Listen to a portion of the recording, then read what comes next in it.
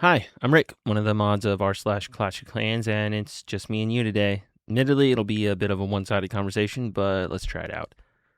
This episode is all about war, humanity's favorite pastime, and the way that all our clans do in fact clash against one another. Given that, I'd have to ask, why is war so seemingly unimportant lately? Should and can that even change? Here's my thoughts on it all on a bit of a different episode of Reddit Talks Clash. What are we calling this? Is this a podcast? Red. It talks. Clash. First, I want to tell you some stories. Back in, I couldn't even tell you the year, Town Hall 10 was the max Town Hall. I was in a clan called Steal the Glory, may she rest in peace. It was the CFF's first stab at a serious war clan. I'd been a fan of the original Clash Files podcast for a while, and it was the first clan that really tempted me to branch out and leave my first home, leave my friends who introduced me to the game. I was ready to get serious, and they just weren't. One random summer weekend, we had an arranged war. I want to say against Cold September, but I can't be sure at this point. Arranged wars were a big deal and took a lot of work to set up. This was before friendly wars existed. You had to have both clans coordinate, not just on time, but down to the nitty-gritty details. Town halls, of course, but also war weight and hero levels. It took time. There was an Excel spreadsheet to help the planning out, the Red Cloud one, if anyone remembers. I was in okay Town Hall 9. I could hold my own, but I was nothing special. I had to work that weekend, but the timing was going to work out okay. This guy, how about a Wii, spelled like Nintendo Wii, was trying to get the streaming thing going and had been covering some of our wars. Now remember, these were real wars, so they lasted 24 hours and obviously couldn't be streamed in their entirety, so you had to save hits to attack during the stream and give the guys some content to cover. This would have been my first live hit. I did one hit early and planned on doing my second in the last hour of the war during the stream. I don't stress the little eyeball icon anymore, but back then it really got to me. The day went on, and as things tend to do in the military, the work ran long. I stayed late. Always keeping an eye on the clock, though, ready to sneak off somewhere and pull my phone out if I had to. Probably catch some hell from the first sergeant and my supervisor, but risk and reward, right? Finally, I got released, ran to my car. It didn't start. I had to jump it. Luckily, that didn't take too long. I got to run in, open up GroupMe to a lot of questions about my whereabouts. I still had time to get home and hit before the war ended, but that meant little to no planning. So, from GroupMe into TeamSpeak on the drive home. This was all before Discord. The guys got on and described the base to me and got to work coming up with a plan. I can still picture that base, too. Asymmetrical, mirrored, double giant bomb holes. In case you didn't play back then, that was a big deal. Double giant bombs did boosted damage to hogs, and it was a showstopper if you hit them.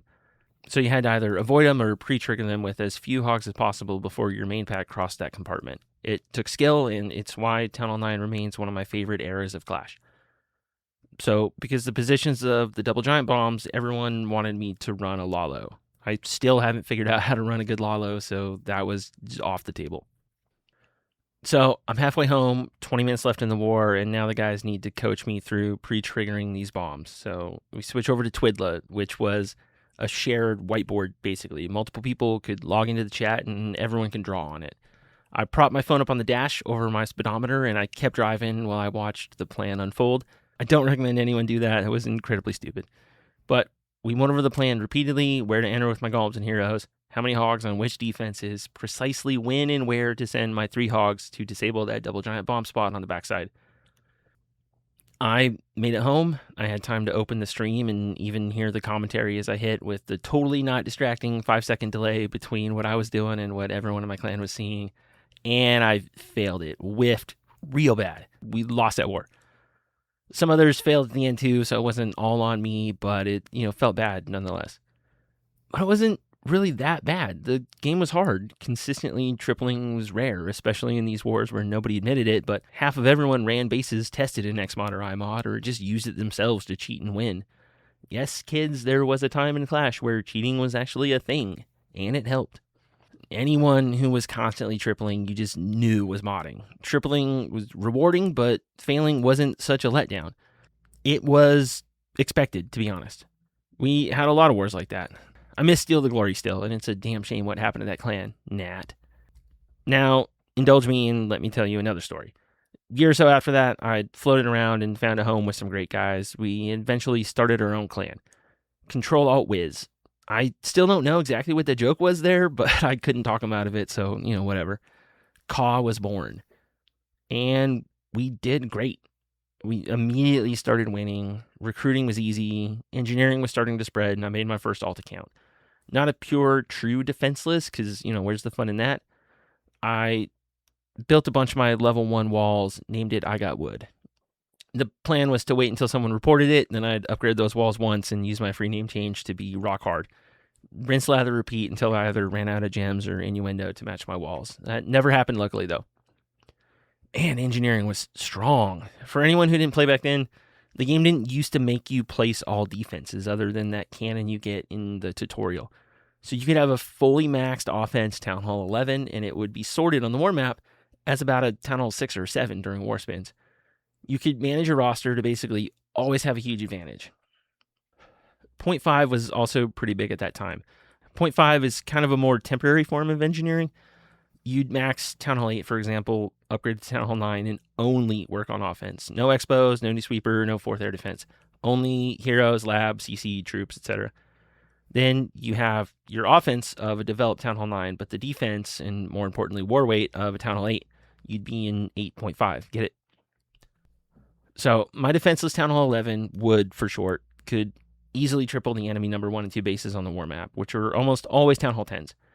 Their 10s would struggle against our 10s, as most 10s did in that day, and I could always cover the top.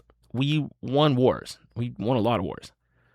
On the backs of that defenseless account and a handful of 0.5s, spinning mostly 20 versus 20, 30 versus 30 wars, we built a streak of 103 wins. There was some debate about whether that was accurate or not in our clan, because when it began, streaks didn't exist in the game. And some of my clanmates thought we didn't get credit for them all. Win streaks were added to the war logs and to our clan description pages. This was before draws didn't reset streaks as well, so a draw was essentially a loss back then. That streak was a big deal for us. At about 20, recruiting got pretty easy. At like 50, people started seeking us out, both to join and to hunt us. You see, streaks were new and it was a competition. Guys would join and we'd always have to ask, are they here to chase some glory and build a streak, or are they here to get our war weights, roster, and spin times and then match us and try and break the streak? We'd watch the leaderboard on Clash of Stats constantly, seeing who lost, where we were. There's still a leaderboard of all-time streaks on Clash of Stats. Right now, that 103 streak is 1,411th in the world and 95th in the U.S. But at the time, we're 18th in the world and 2nd in the U.S. Gay Martians were the leading streak clan in the world, and some clan with math in the name was the leader among U.S. clans. I tried to look them up, but they aren't in Clash Stats pages anymore, so either the name change or the clan has stopped existing. The typical war in CAW went as follows. I'd see the match, check their profile in Cockpit, and see how difficult of a war we were in for. That was a site. It would give you a clan's difficulty rating based on their previous wars and show you who they had warred with in the past, even if the log was hidden. They got that from compiling the war logs of everyone. Since many other clans didn't have private logs, the records were out there somewhere. Then I make a clash caller for the war and send a link out through GroupMe to the clan for people to start claiming bases. Before in-game calling bases with flags was a thing, that's how you had to do it. You go to a website, mark it there with the time and the notes of your plan. Then you had to go back and mark how many stars you got to clear that flag for someone else to be able to claim it if you failed. Brother, it was a race to claim those bases and get stars. During the wars, we'd constantly discuss who should hit where, review the 2 stars, refine plans, coach each other through our hits. We worked bottom to top, both on our hit order and who we would attack. Skip the engineered bases, save those hits for the hardest bases to clear in the end. And in the end, we'd win a lot until we didn't. When we lost, it wasn't a hunt. I don't think so, at least. No one gloated after there were no tweets or anyone claiming a successful kill of our streak. We just matched a clan with more Town Hall 11s than us. They got perfect stars, and so did we. It came down to the last few attacks, but they got our streak in the end. That loss gutted our clan. Half the roster left overnight, on to chase a streak somewhere else. Few of the regulars took breaks. I get it. It was grueling and stressful, and it took constant attention. We survived as a clan, but it was never the same. The streak rose up into the teens regularly after that, but never much higher. Just back to being a normal clan until the thing that tends to happen happened, and we went our separate ways. So that's my 2 stories from 10 years ago or more. Now, today, I don't usually talk about my clan much on the podcast, but here's a little background. I'm in a clan called the Good Guys. I think by now it's the place I've called home the longest. I met its leader, Trample Damage, through Reddit. Toward the back end of Town Hall 13, I believe, he posted a short strategy guide. 8 quakes, golems, witches, bowlers, ice golems, log launcher through the double quake holes for some reason, just pure spam. I kind of found it baffling, to be honest. Sorry, man. But the things that struck me were, number one, it worked, and it worked well, but also that he had taken a longer guide he'd made for another platform, edited it down to just about a minute, re-recorded the audio just for the Reddit audience, and posted that version. Then he was answering questions in the comments. I looked through his post history and found a lot more of the same. It was exactly the kind of guide I thought Reddit needed. It wasn't self-promotion. The goal was just to share a strategy and talk about Clash. I still use him in those posts as the gold standard for how I suggest new creators interact with Reddit. Anyway, we started talking. Eventually, I left my clan and joined him somewhere around the start of the Town Hall 14 era, and I've been here since. But back to Wars. We are great at Wars. I just told you about the 103 streak. The Good Guys right now has a 140 streak and no sign of slowing down. Caw, whose name has changed and is now Paper Street Soapco, this Fight Club reference, is currently the 95th best all-time U.S. streak. Good Guys are 47th. If we want to look at active streaks only, that improves to 406th in the world and 31st in the U.S. Much better, yeah? So why is it that I could have told you our global ranking in CAW day to day, and the first time I've ever even looked at the Good Guys global rank was 5 minutes ago? We have a war starting tonight in the Good Guys, same as we do every other day, and here's exactly how that's going to go down. I mean, knock on wood. CCs are filled, probably. Sometimes we goof on that. Not often, but it happens, no biggie. Within the first 3 minutes, the top 5 bases will be tripled. It's a race, essentially. No scouting or planning, just hit attack and figure it out within that 30 seconds that the game gives you, just like Legends. Some of our bozos will fail, and then someone else will clean it up instantly. That still bugs me, but I've finally learned to just shut up about it because no one else cares. And given our record, they're right not to. By 10 hours in, we'll have the enemy bases cleared, and everyone else can pick and choose where they want to attack for practice and loot. There have been a handful of close calls over the last few years, but nothing too dramatic or last minute that I recall off the top of my head. Our last loss, real loss, red line in the log loss, was July 19th, 2024, just over 2 years ago. It was to a clan called In the Dark. Funnily enough, we matched them again in what could have been our 100th win for the current streak, but we drew and had to get that milestone in the next war. But man, how cool would that have been? Draws. Draws come up a lot on Reddit. Right now, the Good Guys War Log has 880 wins, 350 losses, and 111 draws. That's one Bilbo worth of draws. Of those 111 draws, 102 have come since the release of Town Hall 16. That's 92% of them.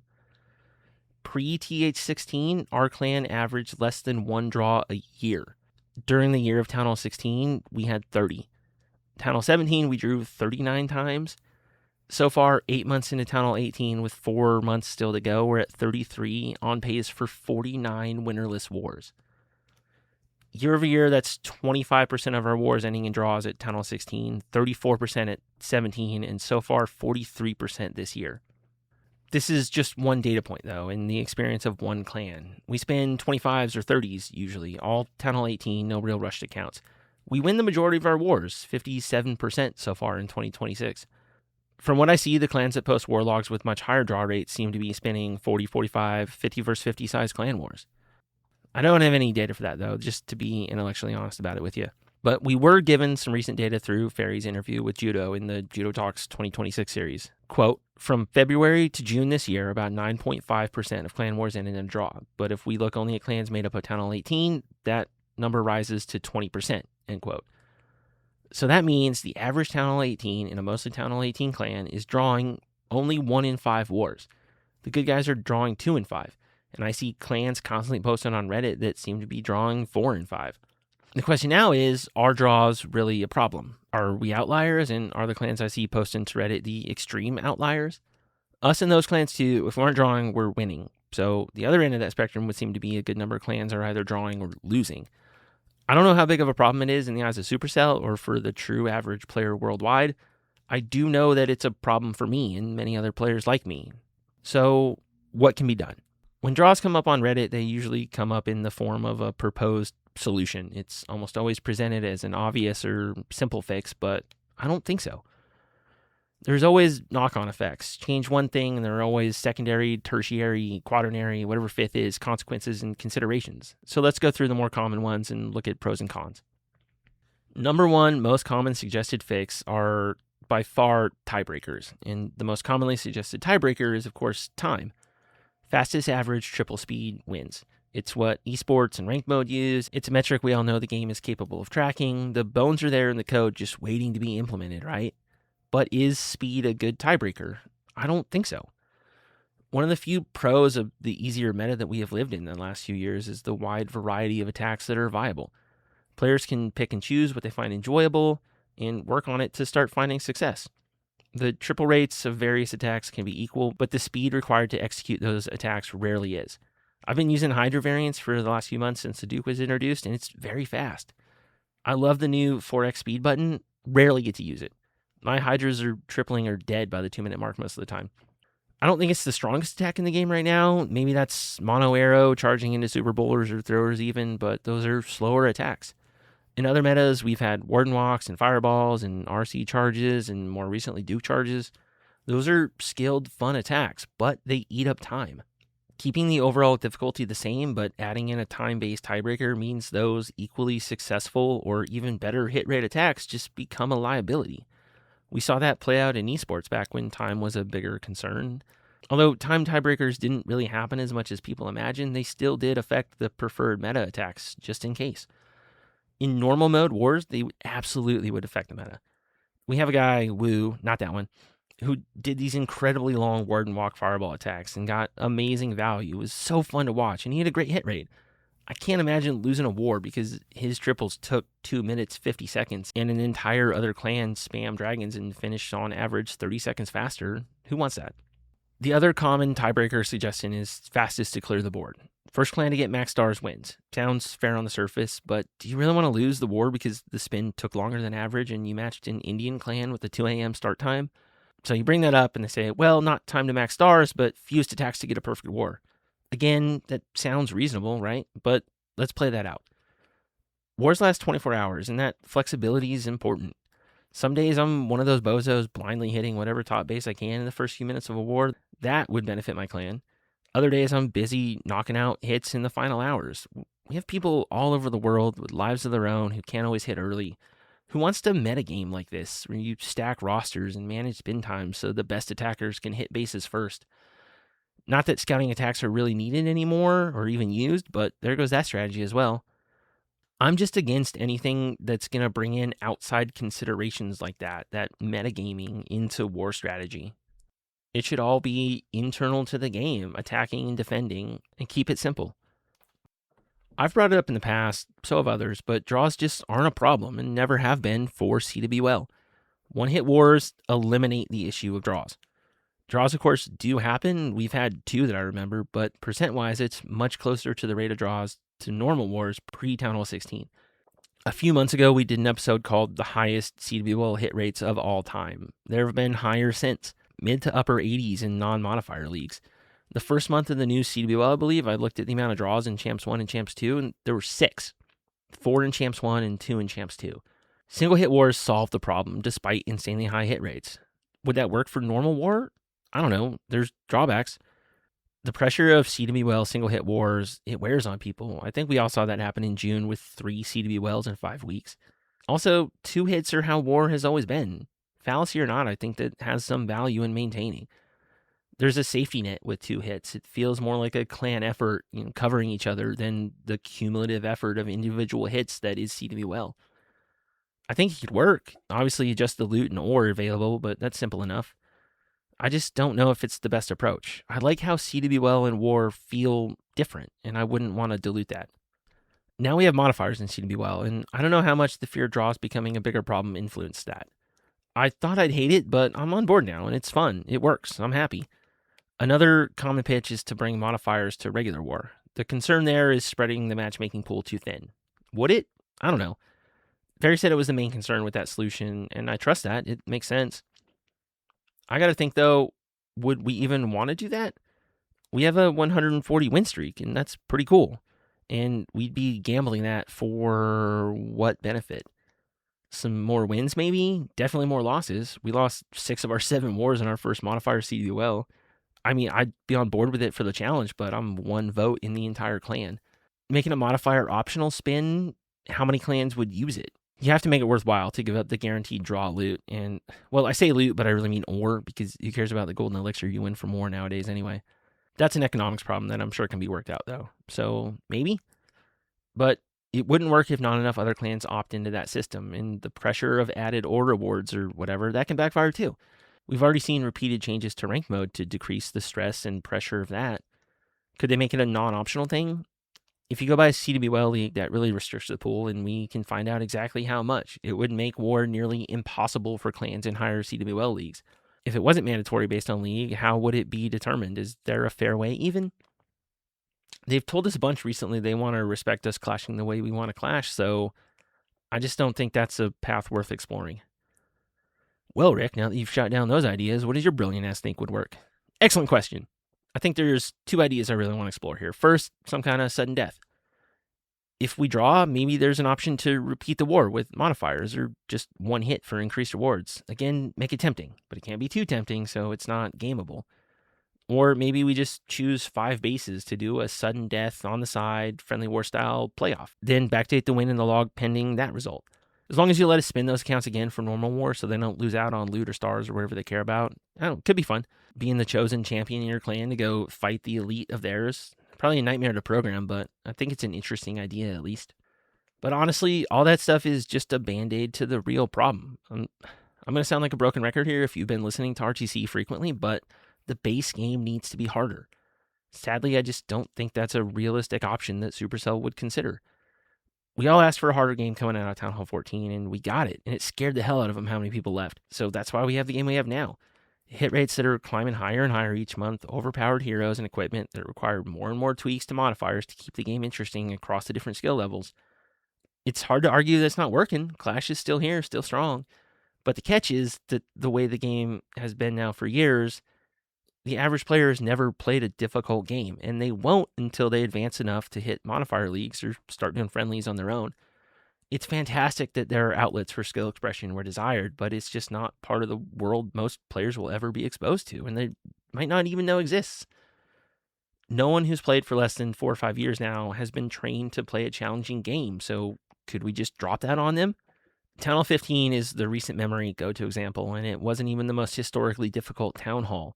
If we look at CWL hit rates on ClashSpot, we can look back and see that that honor belongs to Town Hall 12, where Champs 1 triple rate stayed at 10 to 13%. Town Hall 15's rate bottomed out near there, but over the time frame it was the top Town Hall, its hit rates were 14 to 17%. The game thrived, peaked even during the Town Hall 10 era, where we don't have CWL hit rates to compare, but I have to imagine they'd be single digit. So what drove people away during Town Hall 15? I think it was the drop. Town Hall 14 hit rates were mid to high 20s, what we hilariously called too easy. The decrease, though, that felt bad. To name drop another RTC episode back in Season 1, Did We Ask for This? The episode description reads, didn't we all complain that Town Hall 14 was too easy? Like I said, the abrupt ramp up of difficulty from 14 to 15, minor as it seems in comparison now, where hit rates hold steady in the 80s, it drove people away in, well, droves. So let's say we kick up the difficulty, drop hit rates to just Town Hall 16 era. That peaked around 63, but really averaged closer to 50. There were some big swings there.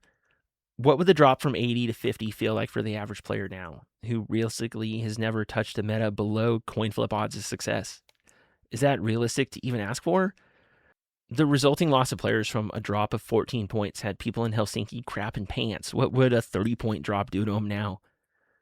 If my hit rate dropped that much, I'd be in full panic mode, but if all our rates dropped together, that'd be okay for me. I survived just fine through 15. Would everyone, though? You'd have to make it gradual, and starting from far earlier in the lower town halls, build up some resilience and prepare people to be challenged, but make it rewarding. It can be done. Clash used to be exactly that. Right now, the ramp up is purely in ranked leagues, and it's all endgame. There's no skill curve anymore. It's a skill brick wall you crash into once you hit modifier leagues. Anyway, don't get me wrong here. I still love Clash. I play every day. I spend money. I do this podcast. I work for free on Reddit. I test updates in the dev build. I love it all. If I ever stopped loving it, you won't see me here whinging. I'll just be gone. I'm just a different kind of player now. If you told me 10 years ago as the leader of a street clan who lived and breathed war that I'd be a trophy pusher mainly now, I wouldn't have believed you. I still kind of don't. It wasn't until I sat down to do this episode that I'm really coming to grips with the fact that I'm not a war-focused player anymore. I don't build war bases, I copy Legends ones. I view everything through the lens of what will help me succeed in Legends 1, and war is an afterthought. I fire off my 2 war attacks as my warm-up to my 8 Legends hits, and then I do FCs as a real warm-up because war's a joke. It's like warming up curling my water bottle before grabbing the dumbbells. It's nothing. It's thoughtless. Fails don't hurt. They're just embarrassing because how could you fail? And that's all okay. Games change and people change. Clash has gotten away from war, and I've adapted and started caring about ranked mode more. I have an outlet for my need to compete, and it's a good one. I genuinely enjoy Legends day in and day out. But war, man. I started this episode off with 3 stories. Failing my first live streamed hit, losing a 103 long win streak, and then our ongoing awesome 140 win streak that I'm very proud of. But the first 2, the losses, those are the happy memories of the set, believe it or not. Well, the current state of war in our clan, it's neutral at best. I look back fondly at that era of Clash because it was fun. And it's more than just nostalgia. There were real stakes to those wins and losses. We fought for that as a clan, and we all felt the sting together. Losing the 140 streak now would sting, sure, but not like then. It doesn't feel earned like we earned wins before. Cue the engineering digs, I know, which, yeah, that's fair, you know. That's just the way basically everyone operated then. Lance Armstrong was doping, but so were the next 20 guys too, so I'll leave you with this. Wars used to matter, and they don't anymore, and that makes me sad on some level. Sad not only because I don't enjoy that part of the game these days, but also because many of you probably never will enjoy it that way. I can't definitively say whether or not equipment and the easier metas that followed were good or bad for the game on the whole. I bet they saved the game to a large extent, though, but it came at the cost of losing what made a lot of us old-timers fall in love with Clash in the first place, the all-consuming passion for clan wars. There was a good long time I didn't make a single upgrade decision, didn't move a single bomb or wall piece without considering how it would change things for our next war. I hope someone there cares about war the way I do, and I hope they can find a way to make it the pillar of Clash it once was. Wars used to matter, and they should again. I mean, what even is Clash Clans without war? Have a good one, everybody. We'll be back with a normal episode in 2 weeks. Let me know what you thought of this one. I'm not going to do this often. I'm not looking to change up the format, really, but I do want to experiment a little more with some new stuff, and a solo episode, tick that box. Shout out to Scotty at the OG Clash Clans podcast for the kick in the butt to get out of my comfort zone and experiment a little. And everyone thank Trample for bringing up the ridiculous Zeus King death animation and spurring someone over there to get on a fix for it and make it a reasonable size. On to the next one. Clash on. And I wish you all good fortune in the wars to come.